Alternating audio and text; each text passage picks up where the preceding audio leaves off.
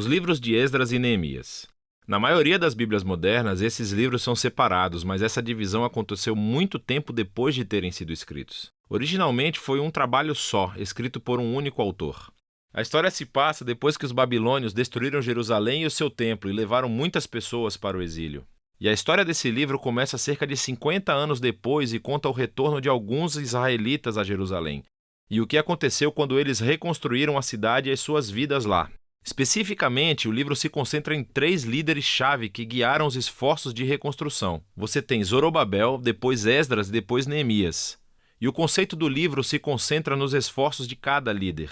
Zorobabel leva um grande grupo de pessoas de volta a Jerusalém para reconstruir o templo. E cerca de 60 anos depois, Esdras chega a Jerusalém para ensinar a Torá e reconstruir a comunidade. E depois dele vem Neemias, que lidera a reconstrução das muralhas de Jerusalém. E essas 3 histórias são projetadas para serem paralelas. Cada uma começa com o rei da Pérsia solicitado por Deus para enviar o líder a Jerusalém, e ele oferece recursos e apoio. E cada líder encontra oposição nos seus esforços, as quais eles superam, mas de uma maneira que leva a um estranho anticlímax em cada uma das 3 partes. Vamos voltar onde tudo começou e ver como tudo se encaixa.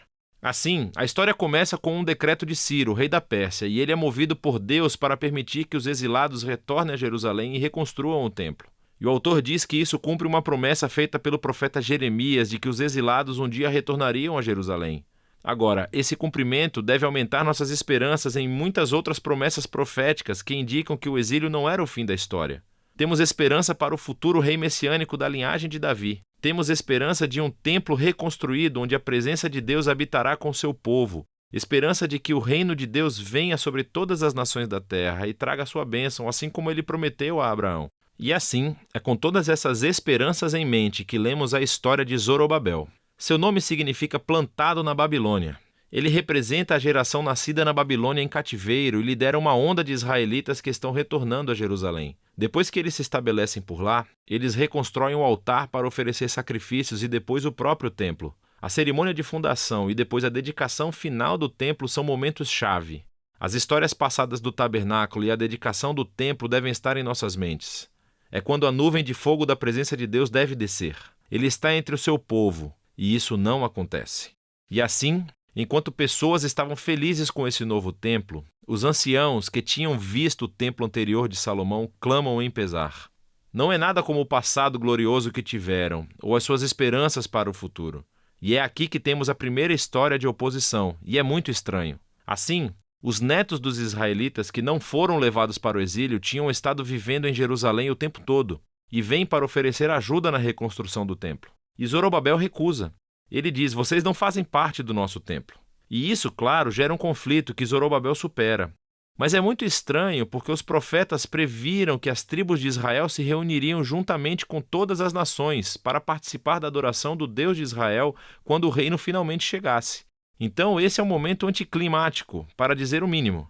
Na próxima sessão avançamos cerca de 60 anos e conhecemos Esdras. Ele é um líder entre os israelitas exilados na Babilônia. Ele é um estudioso da Torá e um professor, e então é nomeado por Artaxerxes, rei da Pérsia, para liderar outro grupo de pessoas de volta a Jerusalém. E Esdras quer trazer a renovação espiritual e social entre as pessoas. As nossas esperanças são altas, e novamente chegamos a outro momento anticlimático da história. Esdras descobre que muitos dos israelitas exilados que voltaram se casaram com exilados que viviam em torno de Jerusalém. Alguns deles não eram israelitas e quase com certeza alguns deles eram. Esdras então apela para os mandamentos da Torá, que Israel deve ser santo e se separar dos antigos cananeus. E então ele diz que as pessoas que vivem em torno de Jerusalém são como os cananeus. Elas vão corromper os exilados. Então Esdras oferece uma oração de arrependimento e é muito sincero. Mas depois ele convoca todos os líderes e faz esse decreto de divórcio, que diz que todos esses casamentos devem ser anulados e as mulheres e crianças mandadas embora. E o decreto é cumprido apenas parcialmente. Temos uma lista de alguns dos homens que se divorciaram de suas esposas. A história é muito estranha por várias razões. Primeiro de tudo, Deus nunca ordenou que Esdras fizesse isso. Foram os líderes de Jerusalém que levaram Esdras a fazer o decreto. Segundo, o profeta contemporâneo Malaquias disse que o exílio deveria se importar com a pureza. Mas ele também disse que Deus se opunha ao divórcio. E assim gera os resultados mistos do decreto. Tudo isso se encaixa nesse padrão estranho de anticlímax final. o que nos leva à próxima sessão sobre Neemias. Ele é um oficial israelita que serve no governo persa. E quando ouve sobre o estado arruinado das muralhas de Jerusalém, ele ora e depois recebe permissão do rei persa Artaxerxes para reconstruir as muralhas. O rei até lhe dá uma escolta armada e todos esses recursos. Então, depois de chegar a Jerusalém, ele começa o projeto de construção e também enfrenta a oposição das pessoas que já moravam em Jerusalém. Mais uma vez, estamos diante de uma tensão no meio da história. O profeta contemporâneo Zacarias disse que a nova Jerusalém do reino de Deus seria uma cidade sem muros, que a presença de Deus a cercaria, que as pessoas de todas as nações se juntariam ao povo da aliança. Mas Neemias parece ter a visão oposta. Ele informa as pessoas ao redor de Jerusalém que elas não têm parte em Jerusalém. E isso, é claro, provoca hostilidade. E assim, enquanto Neemias realiza sua visão para a cidade com integridade e coragem, eles têm que construir a cidade com guardas armados para protegê-los. Será que esse conflito poderia ter sido tratado de forma diferente? E isso tudo leva à conclusão do livro em 2 movimentos. Primeiro positivo e depois negativo. Esdras e Neemias juntam forças para promover uma renovação espiritual entre o povo.